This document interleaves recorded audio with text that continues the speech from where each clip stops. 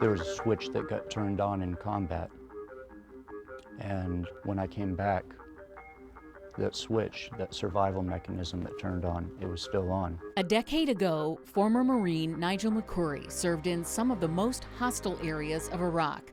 When Nigel finally came home, he brought the war with him. I was just becoming increasingly kind of neurotic.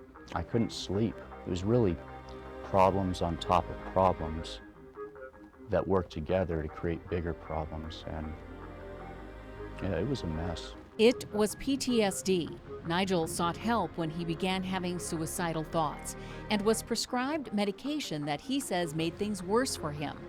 One of the country's foremost experts on PTSD, University Hospital's Dr. Joseph Calabrese, admits approved meds for PTSD don't really do a very good job. The severity of it will improve somewhat, but the honest answer is that we don't make these illnesses go away quickly. Now, new research into an illegal drug, more commonly associated with raves, is showing promise.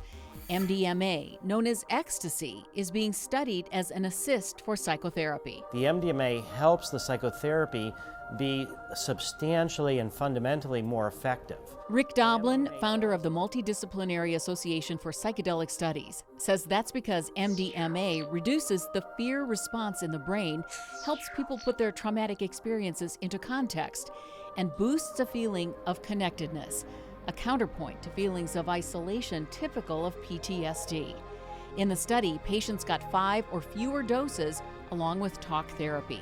Nigel qualified for the study and experienced a turnaround. It was almost night and day. After that first session, the sleep problems that I had been experiencing since Iraq went away.